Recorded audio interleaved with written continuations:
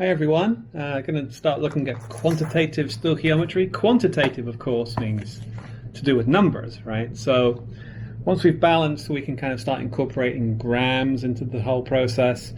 And this is pretty much something you do every time you do an organic chemistry experiment, right? It's called theoretical yield and actual yield. So we'll talk about that towards the end of the packet.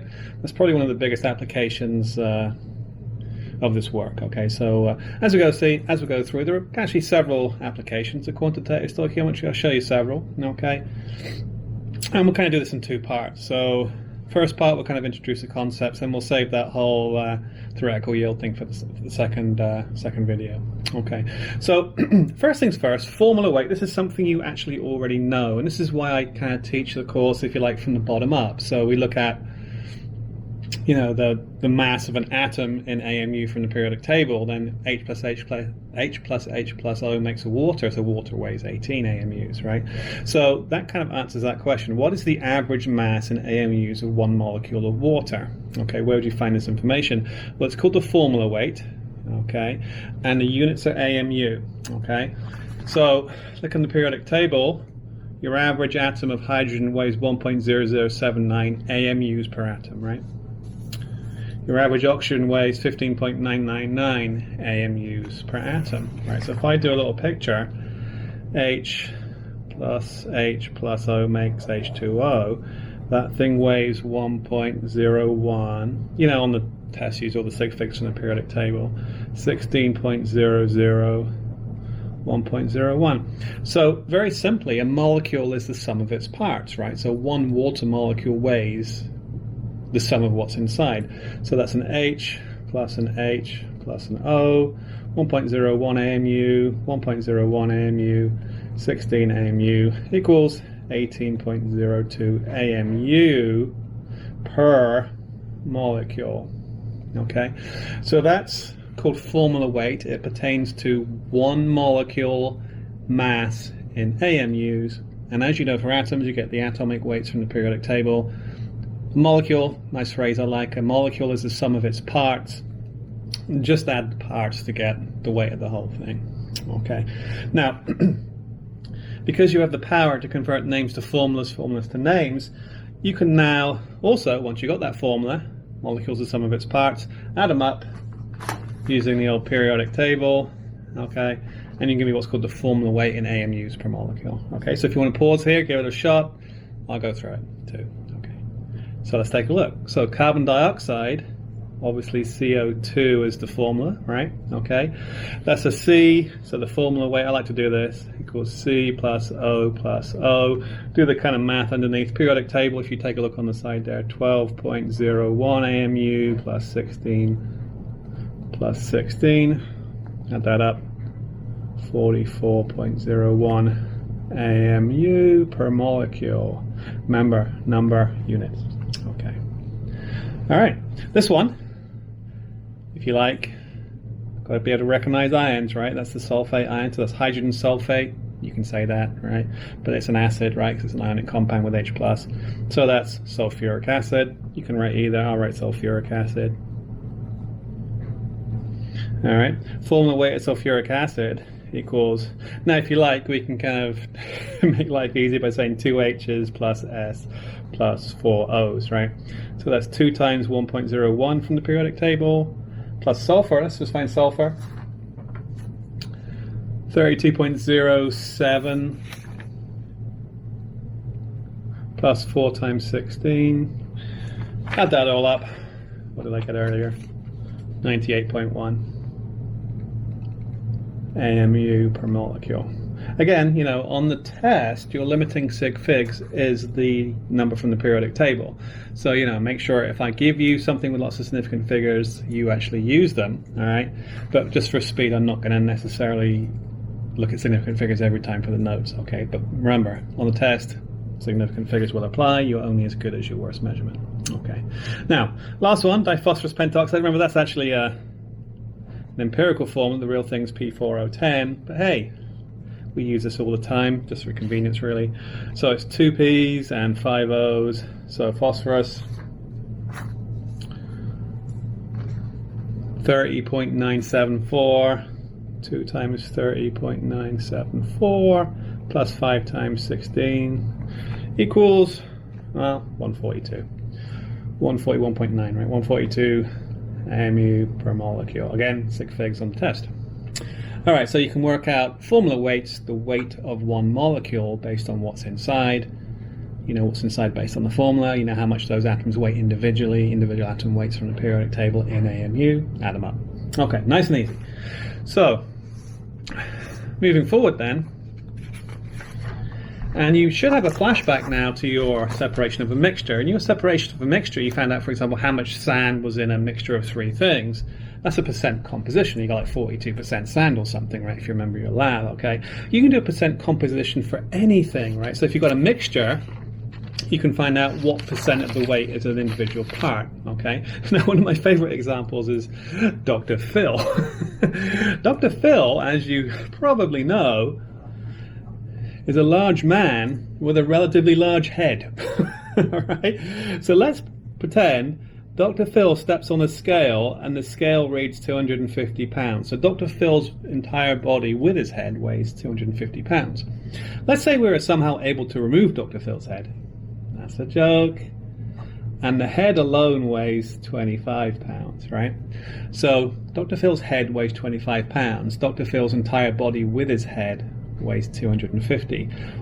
Quick question, just doing kind of intuitive problem solving. What percent of his body weight is his head? Got it?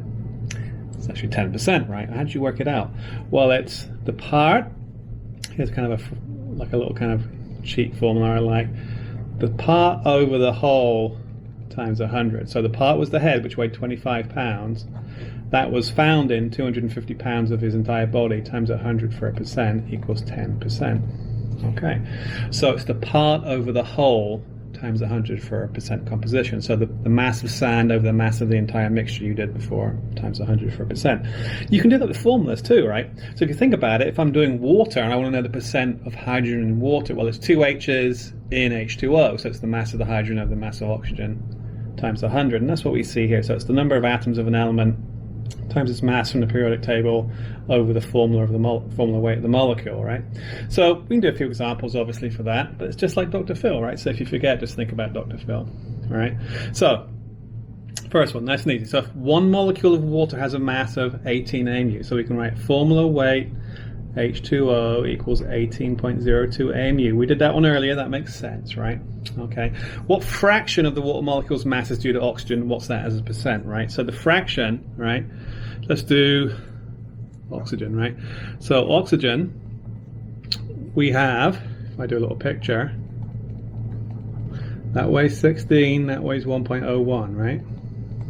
So oxygen is 16 AMU over the formula weight, 16 plus 1 plus 1, 18.02 AMU, okay? As a percent, 0.89. Fair enough.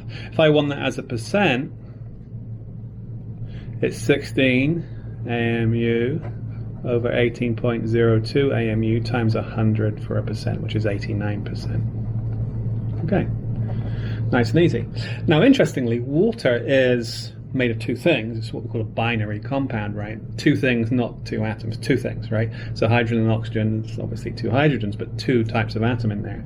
If I want to work out the other percentage, well, it's just the difference to 100, or it's going to be 11, right? But if you think about it, I can do percent hydrogen. I can say, well, that's 2, because there's 2 in there, times 1.01 over 18.02 times 100, and if you work that out, it's going to be 11%.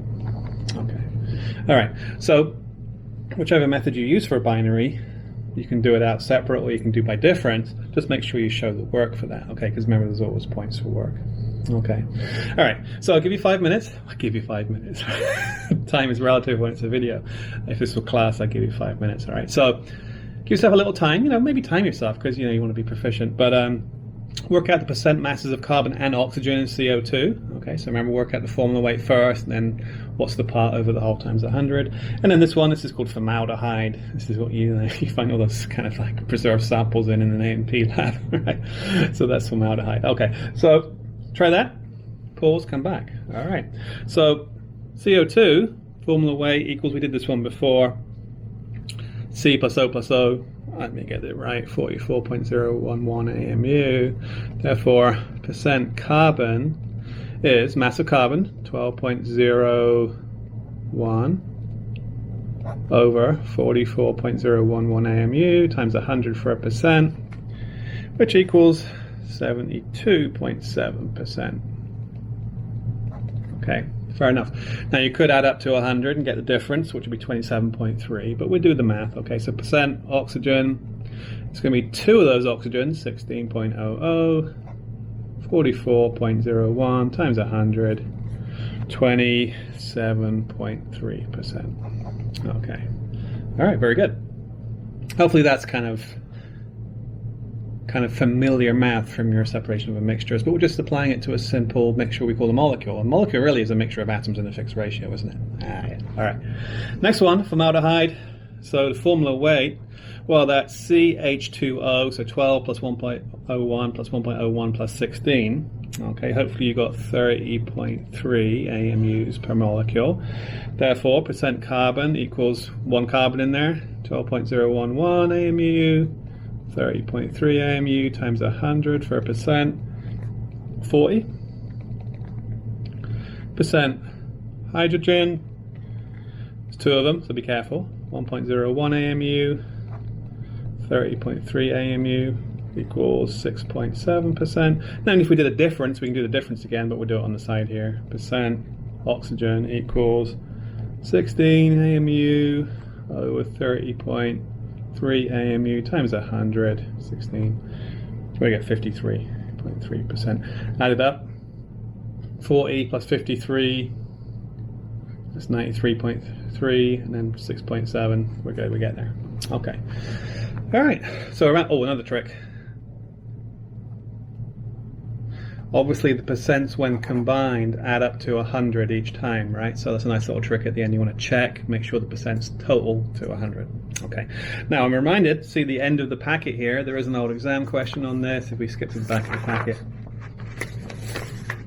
there's one. Okay, so if you want to try that, the numbers are actually provided, the answer, so it's good practice. Okay, work out the percent of each atom in barium sulfate and in nitrogen monoxide. All right. Now then, you've probably heard this word before, the mole, right? This kind of word is the chemistry word, right? It's the one when you think of chemistry, you think of one word, the mole, right? Now, the mole is actually a very, very easy concept, yeah? And it's easy, but sometimes people get it wrong. And believe it or not, my wife, who's a pharmacist, is super smart, right? And my wife, she had to take general chemistry. And I said to her, you know, what was the hardest concept in general chemistry? And she said, the mole. And I go, the mole, are you serious? You know, it's just a number, right? And she goes, yeah, I know that now, but the guy never told me. So it was kind of taught to her as this kind of elusive concept, right? But it's not. Very, very simply, the mole is just a number. That's it. It has to be a big number, but it's just a number, right? Now think about it. What's the kind of the philosophy behind it? Well, when I have something this big, like an egg or a donut, I don't go to the store and buy a donut, do I? I don't go to the store and buy an egg. What do I buy? A dozen, right? So it's easier to count things that big, 12 at a time, and we call that a dozen, right? So a dozen is 12 things. Yeah. Now think about counting atoms. You wouldn't count atoms one at a time because they're too darn small, right? You wouldn't count them 12 at a time because they're still too darn small. You actually have to count them as 6 with 23 zeros behind at a time, right? So imagine a number 6 with 23 zeros trailing, right?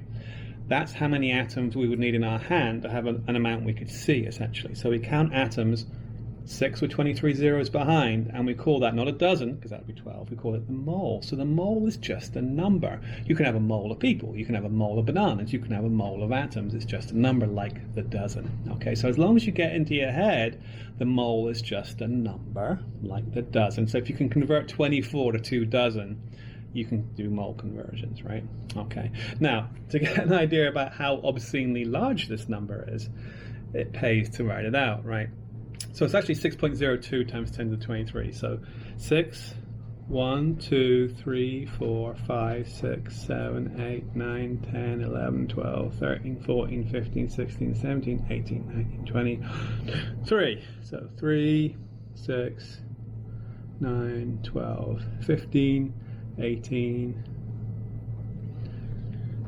21. So 6.02 is 602. Let's do a word here, right? So 369, that's billion. 369, that's billion. So 602,000 billion billion. In words, that's what a mole is. 602,000 billion billion, right? Okay, we talked about that, kind of conceptualizing that number when we talked about a drop of water, right? So yeah, that's 602,000 planet Earths of people. All right, okay. So obviously atoms are super small. We have to count them in big old numbers like that, okay? And I'm going to put things on the back. We normally count atoms and molecules, but again, it's just a number like a dozen. You can have a dozen cars, dozen people, dozen donuts, dozen eggs. But it's more suited to eggs and donuts because of size, right? Atoms are super tiny, so the mole is more suited to counting those in larger numbers. Okay, we call them mole. Okay, so if you're okay with the molar concept, right, we can move forward. Okay, remember the mole is just a number, and it necessarily has to be a super big number because we're counting small things, very small things, atoms, molecules. All right, so the mole is sometimes named after the guy who found it and derived it, whatever you want to call it, Avogadro, right? So the number of Avogadro, Na. So the mole, often called the number of Avogadro, is this 6.02 times 10 to the 23. So that's 21 zeros and then 2 more spots. 6.02 times 10 to the 23 things. It doesn't matter what you're counting. Normally particles, right? Atoms, molecules, ions, perhaps. All right. Now, the mole is a central theme in literally every chemical conversion. Literally every chemical conversion features the mole. It's like a central clearinghouse for all conversions. So it's super, super important. It's probably the most important concept in chemistry. We use it all the time. Okay, so from this day forward, right, we'll be using moles pretty much every day. Okay, so it's super important to chemists.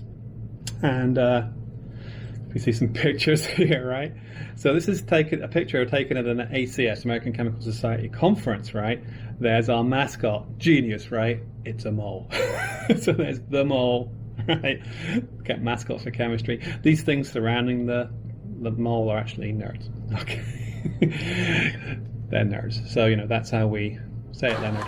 That's how we roll in the Shire. Roll in the Shire. Okay. So that's how we roll in the Shire. These are actually nerds. There are actually 2 categories of nerds. If you go to a conference, there's the super keen front of the line nerds, and then the ones in the back wearing the 9-inch nail t-shirts who are still nerds, but you know, wear the nice t-shirts. All right. We do actually celebrate Mole Day. The mole has a birthday. From this, can you think when Mole Day is? All right. It's actually October 23rd, 6:02 a.m. to 6:02 p.m. Yeah, nerd alert. Okay. All right. 10:23, 6:02 a.m. 6:02 p.m. Yeah, that's hilarious, right? Okay. Now, so there's a mole cake. All right, if you search the internet, you'll find lots of interesting kind of mole celebration pictures. Yeah. Okay. All right, now, here's an interesting question, right? So it's one of those rare key points and a trick, right? So this is kind of rare that it's both, but it is. This is super important, right? So why is the mole, this number, such an odd number, right? So why is it exactly 6.02 with 23 zeros behind it, right? Times 10 to 23. Why not something nice round number like 1 to the 20, 1 to the 21, right? Some nice, 1,000 billion billion or something, right? Why is it not some nice round number? Well, it's all about coincidence, okay? If I look at that periodic table, right? If I look at this periodic table, if I zoom in on carbon, because I like to talk about carbon a lot in the book, right? That number, that mass number, means what? 1 atom carbon, on average, based on its isotopic distribution, an average atom of carbon weighs 12.011 AMU. That's what that number actually means, right? So it's a conversion between the mass of an atom and its identity, if you like. So 1 atom of carbon weighs 12 AMU. Fair enough. So let's write that down. Mass number in periodic table. All right. Ag carbon equals 12.011. All right. Is the mass 1 average atom in AMU. Fair enough. That's what we've learned so far. But the number actually does double duty. If I actually took a carbon atom, right, and then added a bunch of its friends to make a mole of carbon atoms, 6.02 times 10 to the 23 atoms of carbon sitting in my hand, it would be like a little pile, right? It'd weigh about half an ounce, right?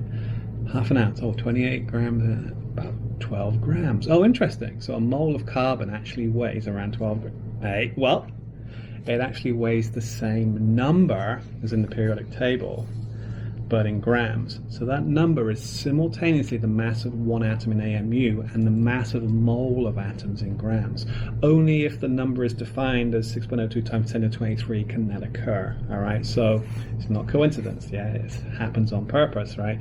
Which also equals the mass 1 mole of atoms in grams. And that is a key thing, okay? So the periodic table does double duty, right? It tells you the mass of a single atom in AMU and the mass of a mole, aka 6,023 atoms in grams. Okay, super important, all right? Now we're going to roll with that concept, all right? So let's just prove it to you though, right? So quick proof here. How can I prove to you that 1 mole of carbon weighs 12 grams? Well, I can just take the mass of an individual atom in AMUs and just convert it, right?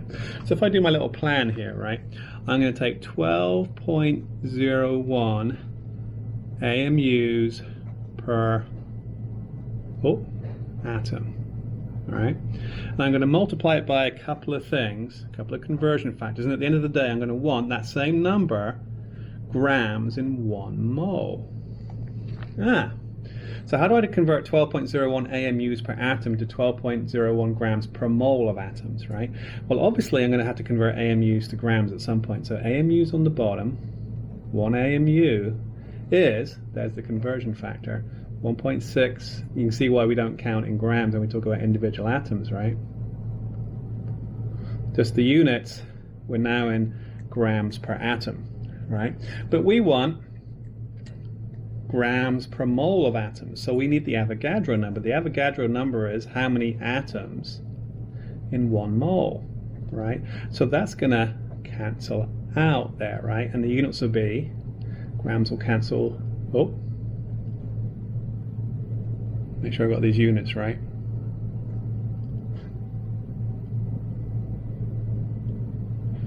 Let me just pause here. So atom, AMUs per atom, grams per AMU, atoms per mole. Oh, the grams doesn't cancel there. Okay, we had a heart attack. All right. Okay, so if you think about that, if you just want to try and rearrange that, I'll give you kind of a little bit of time there. Just rearrange that. What is Na equal to? Right? What is Na equal to? If you do the math, if you paused and did it, right, it's actually that 1 over, because a lot of stuff cancels. 6.02 times 10 to the 23 atoms per mole. Okay, so we proved it, right? So that is the math. AMUs per atom, grams per AMU, atoms per mole gives you grams per mole. Okay, that is what we call the atomic mass, not the formula way, so the atomic mass in grams per mole for a mole of atoms. Okay, so there we go. Now, I'm not ever going to ask you to derive that on a test or anything like that. I just wanted to show you that it's true. Okay, I just wanted to show you that it's true, that coincidence holds. And it holds for every single atom in the periodic table, right?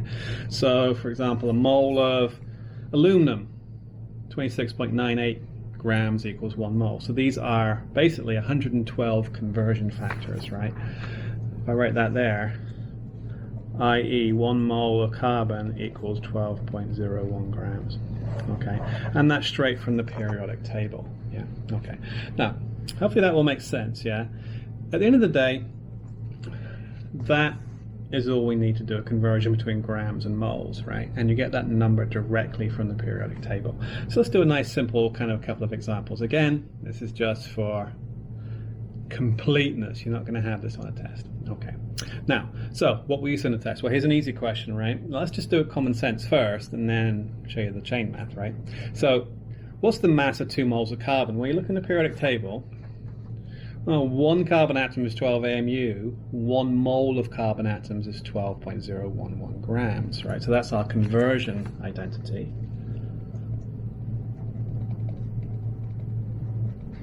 Fair enough, right? So common sense is, well, if 1 mole is 12, 2 moles are 24, right? That's true, and if you just wrote down 24, you get like 2 points out of 4, right? Because you've got to show work. So let's do the conversion, right? So I know it's kind of simple and obvious.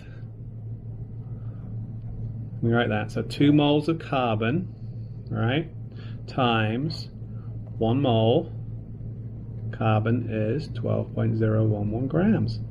Make sure the units cancel. It's a conversion chain, right? 24.022 grams. Okay.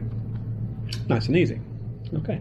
Try for other things. So lead, if we look at lead here, lead, it's lower in the periodic table. It weighs 207.2 grams is 1 mole. All right. So you can work out, do the conversions a little bit differently. How many moles of lead are in 35.5 grams? So I got a fishing weight, weighs like 1.25 ounces, 35.5 grams. How many atoms of lead are in there, right? Oh, sorry, how many moles of lead are in there? My mistake. Okay, so if you think about it, let's use the old periodic table. 1 mole of lead equals, again, 207.2 grams. I really advise you to download the periodic table from my website. This is a nice one. If you've got one hanging around, just use it. But this is a nice one. So let's plan our journey here, right? We want the number of moles from a starting number of grams, right? So it's kind of the backwards journey to up here, isn't it, right? So I'm going to go grams. So grams has to go on the bottom. 207.2 grams is 1 mole. PB, which equals, what do we get? 0.171 moles of PB. Fantastic. So if you think about it, what have we done so far? All right. In the first one, we went from moles to grams. In the second one, we went from grams to moles. But remember, the mole, I mentioned it before, is kind of at the center of every conversion because it's like the hub of a transport depot or something, right? It's like they call it Indiana, the crossroads of America, right? It's like the Indiana of chemistry, right?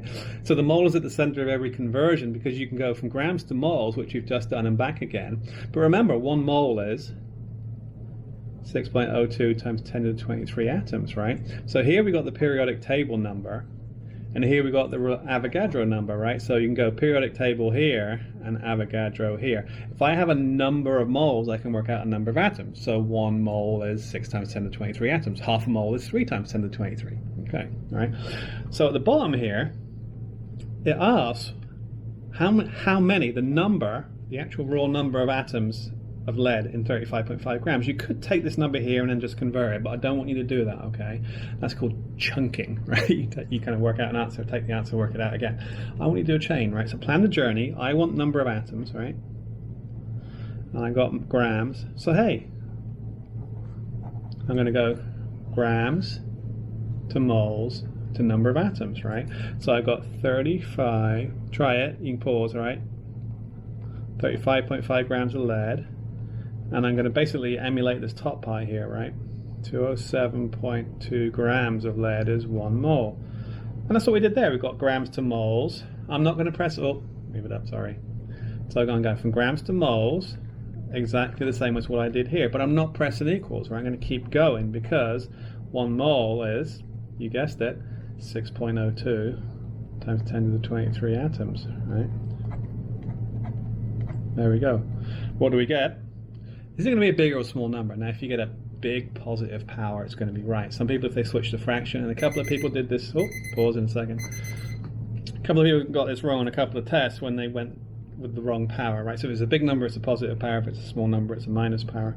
Answer is 1.03 times 10 to the 23 atoms. And that's a nice place to pause, all right. I'll be back in just a minute. I'm going to keep going with this video, okay? But obviously my timer just went off, so see you in a minute.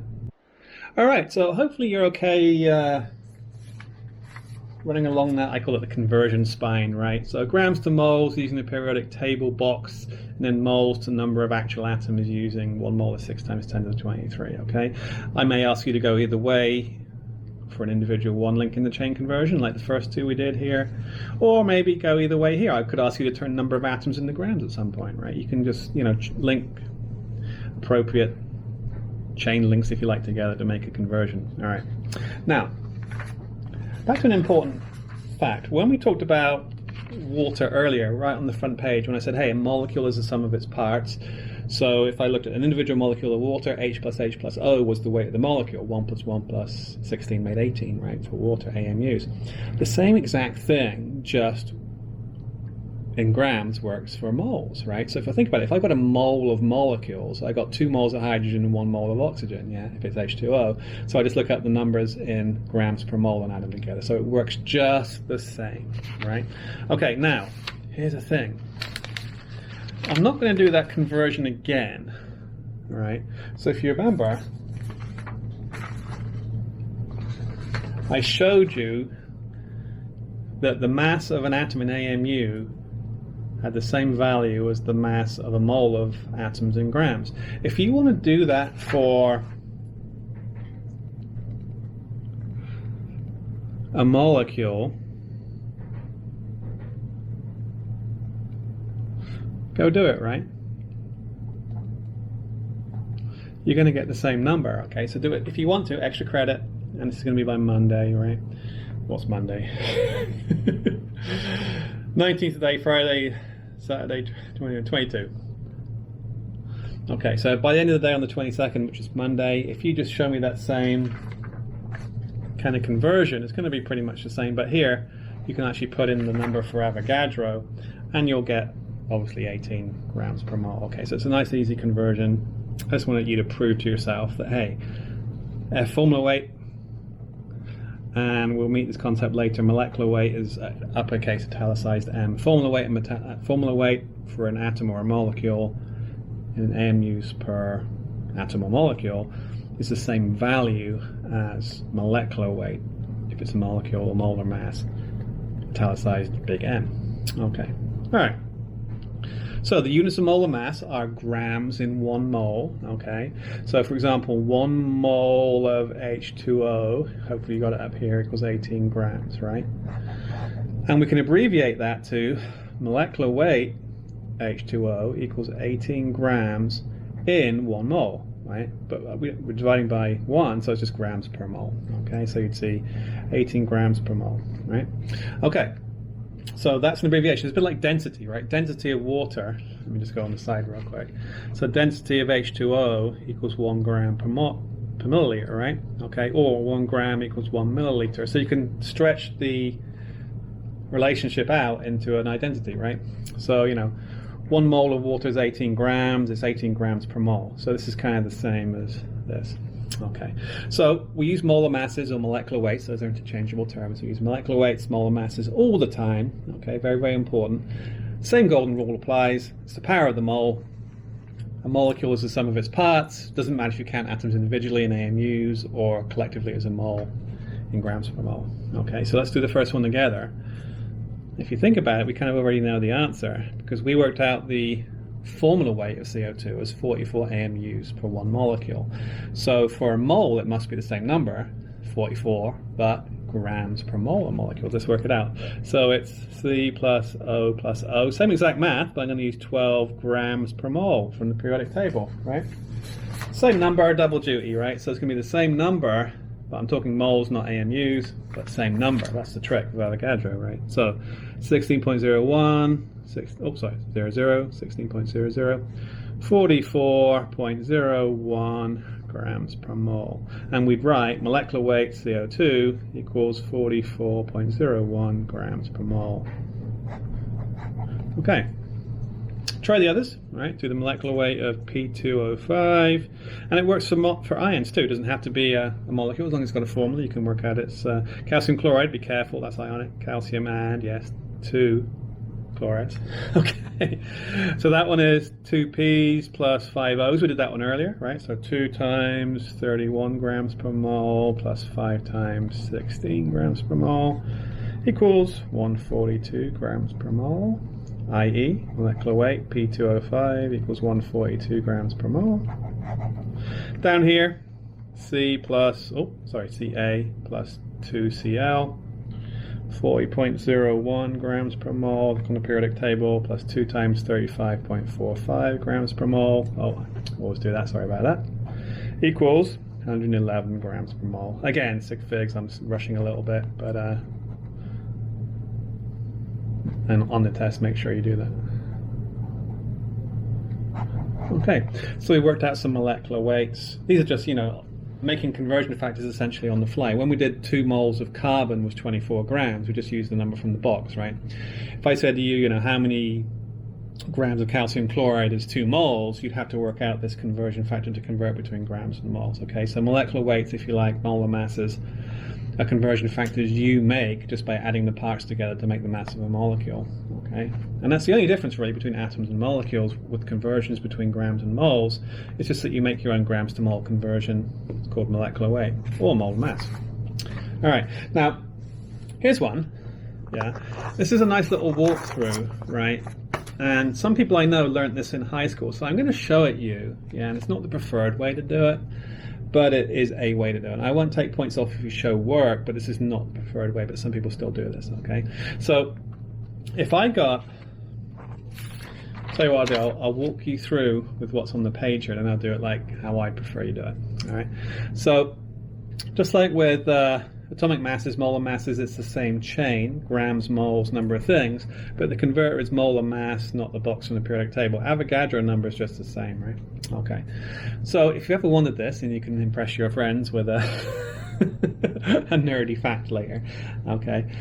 Did you ever wonder how many molecules of sugar are in one of those little packets of sugar? You can actually work it out, right? All you got to do is know the formula of sugar and the mass of the sugar in the packet, so you can go grams to moles, because formula gives you molecular weight, right? And then once you got the moles, 6.02 times 10 to 23 molecules is 1 mole of molecules. You can work out the actual number, okay? So the journey is grams to moles to number of molecules, right? Okay, now what I'm doing is I'm taking these two things separately, okay? So in the first one, what I did was I got my mass of sugar, right? I work out 6 carbons, 12 hydrogens, 6 oxygens, that's the formula, yeah? That gives you my molecular weight. So if you want to put that as an identity, there it is. So 1 mole of sugar weighs 180.2 grams, right? So if I have 2.5 grams, I can work out the number of moles. Fair enough, yeah? Now, this is called the chunk method, right? So if I want to kind of take that answer, and you can do this if you want, as long as you show all the work. Don't abbreviate work. So take that answer and then convert it separately on a new line. Turn moles to number of things, molecules. There it is. Okay. Let's talk about the better way to do it. All right. So let's do it. So I got grams, 2.15. All right. I've got molecular weight, which equals 180.2 grams per mole. All right, and what I got to find is number of molecules. Okay, so my journey is grams, all right, to moles. That was the first step here, right? If we press equals, we get this number. We're not going to press equals, we're going to do a chain, right? And then number of molecules. So I plan my journey. So I'm going to start with 2.15 grams. And, it's nice to write the formula. All right, and that first leg of journey, I'm turning it into moles, right? So it's 180, there's my molecular weight. 80.2 grams is 1 mole. All right, 180.2 grams, put the formula, is 1 mole. And if I pressed equals, I would get this answer here, which we got before, but I'm not going to press equals, of course, because I'm doing a chain, right? So I'm going to keep going, and 1 mole is 6.02 times 10 to the 23 molecules, all right? And then that's that last part there, right? So I get 7.16 times 10 to the 21 molecules. So impress your friends. There are 7.16 times 10 to the 21 molecules in a teaspoon of sugar. That's a crazy number, right? Oh, reminds me of some extra credit.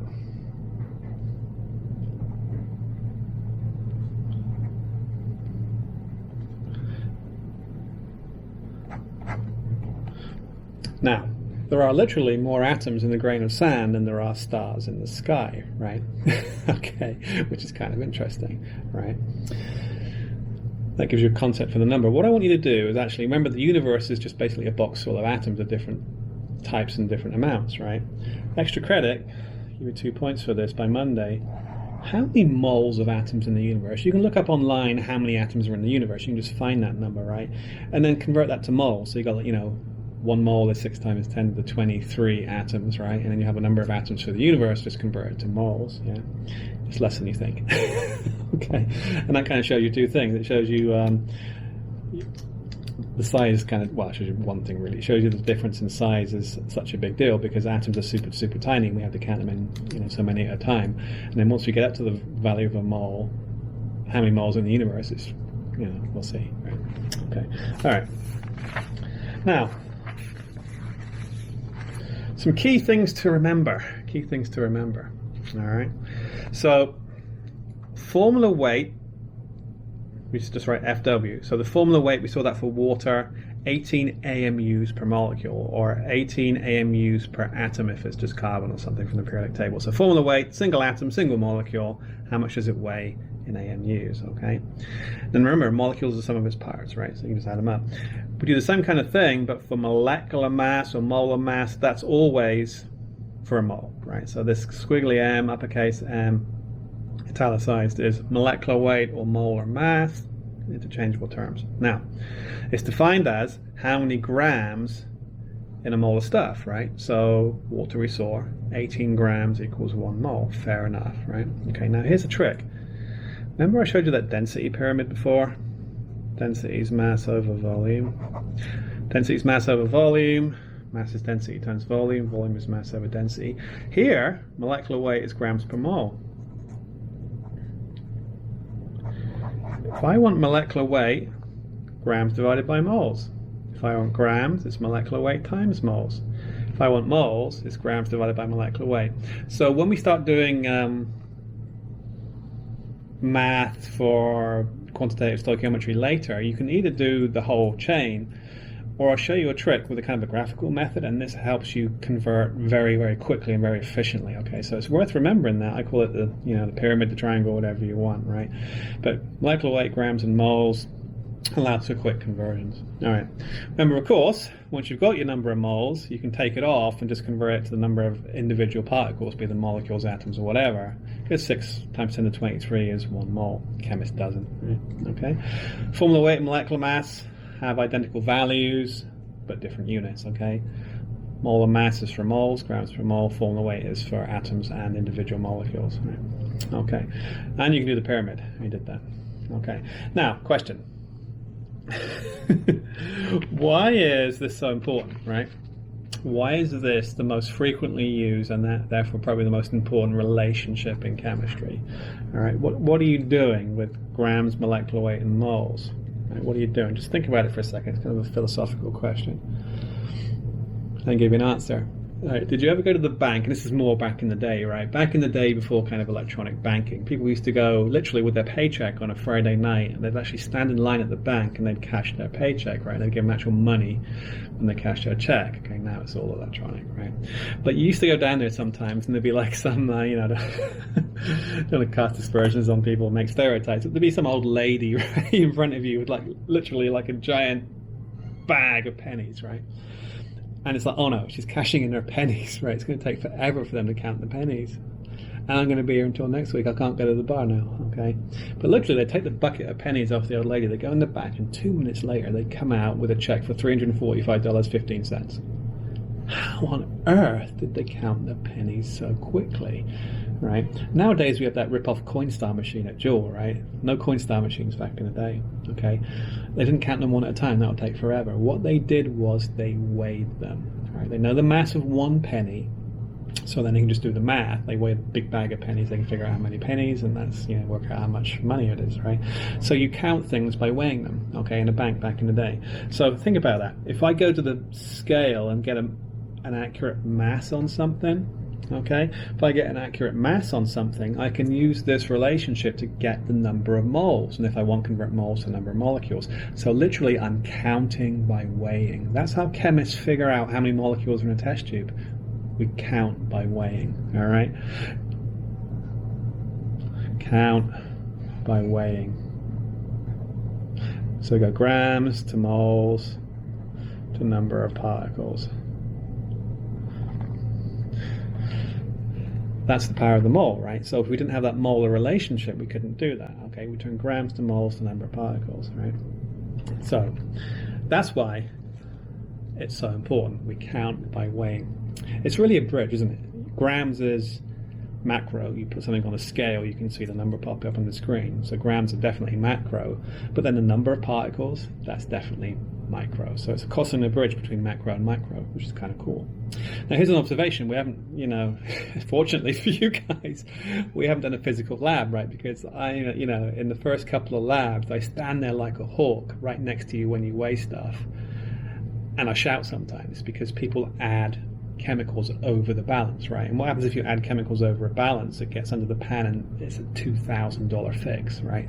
So the question is, why do we let you guys loose on the $2,000 analytical balances when we know for sure you're going to break them at some point, right? Think about it. What does an analytical balance give you that your kitchen scale doesn't? Probably 3 more significant figures, all right?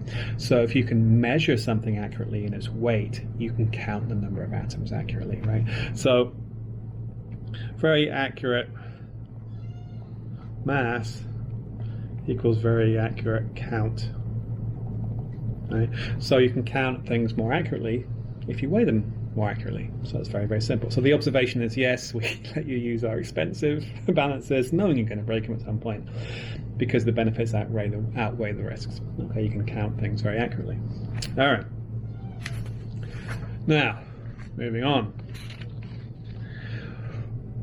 Because we know how to make molecular weights, molar masses, we can do the same kind of math, grams to moles, moles to number of things, or number of things to moles, moles to grams, just like we did with atoms, but our conversion factor won't be in the periodic table, it will be the molar mass, right? The molecular weight we can figure out ourselves from the formula. So it's exactly the same math as you did before for atoms, but you're using molecular weight instead of the box from the periodic table for molecules, right?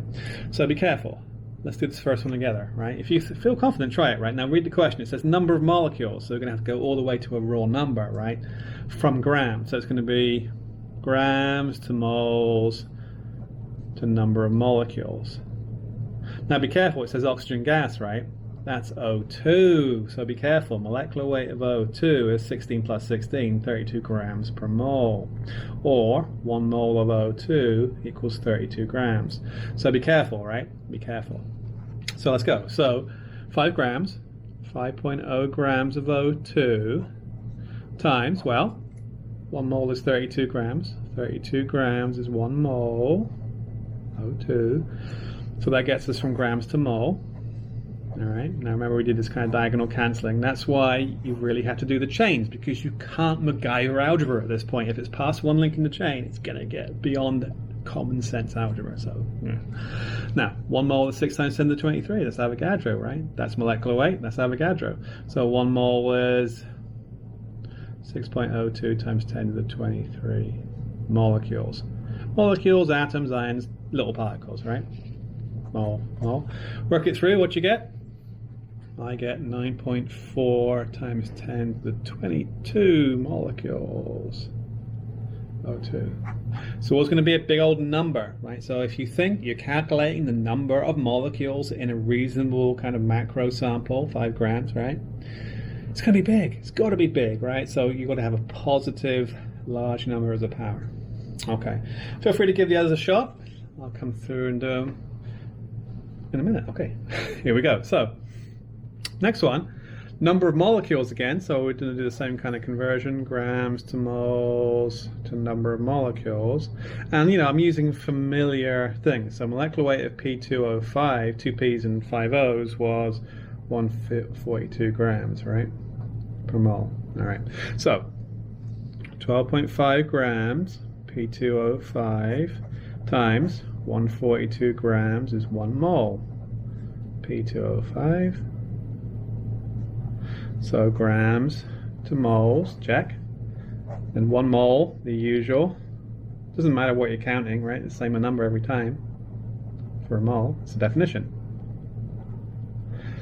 Maybe molecules, maybe I'll call them formula units, right? So, when we talk about ionic compounds, we like to say formula unit instead of molecule, because it's not technically a molecule. It works just the same, though. Okay. What do we get? 5.30 times 10 to the 22 molecules. All right. 3 sig figs, 3 sig figs, yeah. So remember, normally sig figs is in the first part. So this is how you do on a test. All right, last one. Careful. We want the mass in grams, right, from the number. So we're going to go number of molecules to moles to grams. So it's the reverse journey, right? Reverse journey, okay? So we got 2.76 times 10 to the 23 molecules times, all right, think about the mole, all right, 6.02 times 10 to the 23 molecules, because we're counting, is 1 mole. 1 mole for water, remember molecular weight of H2O was 18 grams per mole. 1 mole is 18 grams, which equals 8.26. I'll put O2 over there. 8.26, 3 sig figs grams. Okay. All right. So hopefully that gets you in a good spot. Now, you've got to be super, super comfortable converting between grams, moles, a number of things, okay? So be able to kind of go up and down that chain freely, okay? So this is a great example. We did 2, if you like, from left to right, and then one from right to left. So plan your journey. Each link in that chain is a conversion factor, right? Okay. All right, now. Oh, I love extra credit, right? So there's a little bit of extra credit for you. All right, a little bit of extra credit for you.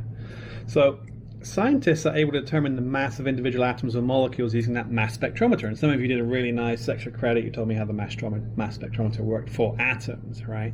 But it turns out you don't have to just throw atoms in there. Yeah, if you turn the juice down a little bit, you can actually vaporize molecules, and you can knock literally 1 electron off a molecule, and the molecule remains intact, right? And then it can fly down that tube, and it's mass measured, right? Okay, so atoms and molecules work in a mass spectrometer, right? So extra credit, if I got some water, right, and fired it down the mass spectrometer, a lot of the water remains intact, but you do get what's called fragmentation, right? So it kind of falls apart in flight. And what I want you to do is look at this mass spectrum of water and think about the numbers here, 18, 17, 16, and 1. What are those peaks in the mass spectrum due to? Okay, so you fire water down the tube, think about what water weighs, either AMUs or grams per mole, because it doesn't matter what the unit is, right? And then say, well, you know, based on these numbers, what are those things? Okay, so that's called a fragmentation pattern. Some molecules, in fact, a lot of molecules in organic chemistry are very, very similar and weigh the same. So when you throw them down the mass spectrometer, you can't tell from the weight of the molecule what they are. That works for atoms because they're all different weights, but molecules sometimes weigh the same, yeah? Okay. And you can tell based on the fragmentation pattern. It's like a fingerprint for molecules, right? So the fragmentation pattern, that's the fingerprint for water. If there was something else out there in nature that weighed 18, I don't know what, right? But hey, it would have a different fragmentation pattern. Okay, so do a quick, concise report, you know, keep it simple, just identify those peaks. What are they in the mass spectrum of water? And have it be by Monday, all right? So that's by Monday.